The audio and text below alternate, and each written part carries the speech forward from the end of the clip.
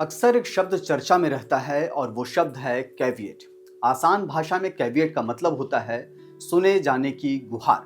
बता दें कि कैविएट एक लैटिन शब्द है जिसका अर्थ है सावधान। दरअसल कैविएट एक कानूनी नोटिस है जो किसी एक पार्टी द्वारा दायर किया जाता है ताकि यह सुनिश्चित किया जा सके कि किसी मुकदमे या न्यायिक कार्यवाही में कोई आदेश या निर्णय देने जाने से पहले उन्हें सुनवाई का मौका दिया जाए।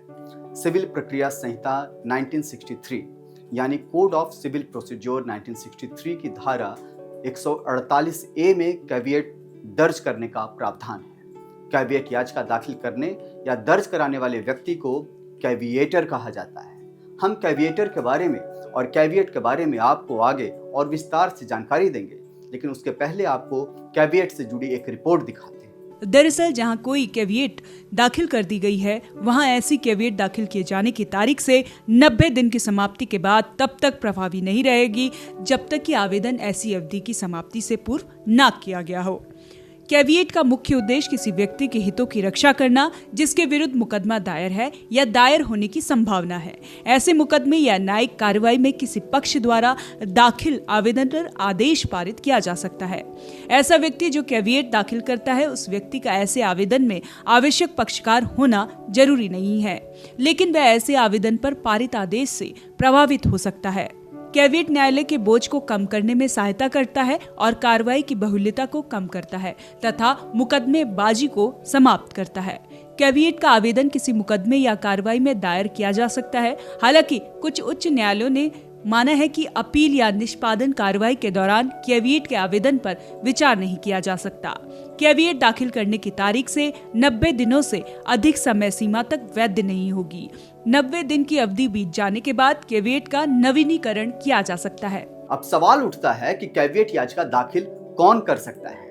कैविएट किसी भी व्यक्ति द्वारा दाखिल किया जा सकता है, यह जान लीजिए, जो किसी आवेदन पर पारित होने वाले अंतरिम आदेश से प्रभावित होने वाला है, जिसके किसी न्यायालय में यानी कोर्ट में दायर या दायर होने वाले किसी मुकदमे या न्यायिक कार्यवाही में किए जाने की संभावना है। कोई भी व्यक्ति जो आवेदन की सुनवाई पर कोर्ट के समक्ष उपस्थित होने के अधिकार का दावा करता है, वह इसके संबंध में कैविएट दाखिल कर सकता है। कैविएट को कैविएटर या उसकी ओर से किसी वकील द्वारा एक नकल के साथ दायर किया जाना चाहिए और इसे न्यायालय द्वारा बनाए गए कैविएट रजिस्टर में याचिका के रूप में या न्यायालय द्वारा निर्धारित किसी अन्य रूप में रजिस्टर्ड करवाना चाहिए। ये तो रही कैविएट दाखिल कौन कर सकता है, लेकिन अब आपको बताते हैं कि कैविएट कब दर्ज की जा सकती है, क्योंकि यह जानना भी बहुत जरूरी है।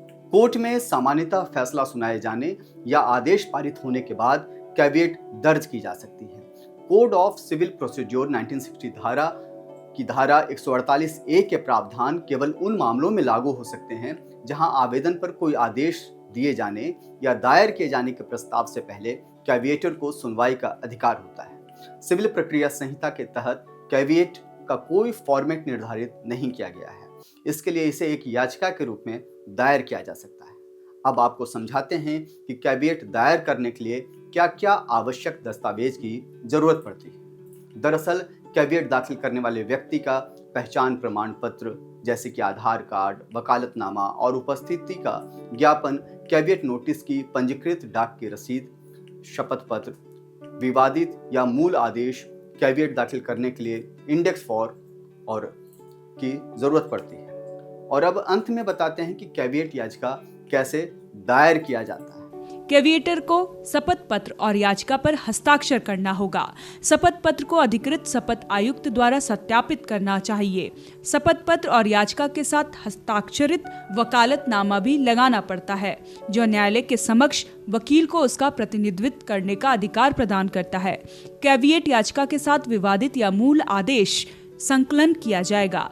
कैविएट के नोटिस की तामील न्यायालय में पेश किया जाना चाहिए, जिससे पता चले कि कैविएटर ने संबंधित पक्षों को उनकी कैविएट के बारे में सूचित कर दिया है। कैविएट याचिका, शपथ पत्र और सभी दस्तावेज निर्धारित प्रारूप में हो और न्यायालय के नियमों के अनुसार होने चाहिए। दरअसल वक्फ संशोधन एक्ट 2025 के खिलाफ करीब दर्जन भर याचिकाएं सुप्रीम कोर्ट में दायर की गई हैं। इनमें all India Muslim personal law board, Jamiat Ulema-e Hind के अलावा केरल के सुन्नी मुस्लिम विद्वानों की संस्था, समस्त केरल जमूयत उलेमा, कांग्रेस सांसद मोहम्मद जावेद और एमआईएम के अध्यक्ष असदुद्दीन ओवैसी समेत कई दूसरे लोगों ने इस कानून को चुनौती दी। इन याचिकाकर्ताओं की लंबी लिस्ट देखते हुए केंद्र सरकार ने मंगलवार को सुप्रीम कोर्ट में कैविएट याचिका दायर की है। इस याचिका में आग्रह किया गया है कि वक्फ संशोधन कानून 2025 की संवैधानिक वैधता को चुनौती देने वाली याचिकाओं पर कोई आदेश पारित करने से पहले केंद्र सरकार की बात को भी सुना जाए। कैविएट दाखिल करते ही केंद्र सरकार भी कैविएटर बन गई। तो मुझे उम्मीद है कि अब कैविएट को लेकर के किसी को भी किसी तरह का कोई कंफ्यूजन नहीं होगा, किसी तरह की कोई परेशानी नहीं होगी, क्योंकि इस वीडियो में कैविएट और उसके तमाम प्रक्रियाओं को लेकर के हमने एक डिटेल्स रिपोर्ट बताई है। तो कैसा लगा यह वीडियो आप हमें ज़रूर बताइएगा। तब तक देखते रहिए ONOG न्यूज़, सत्यमेव जयते। जय हिंद, जय भारत, नमस्कार।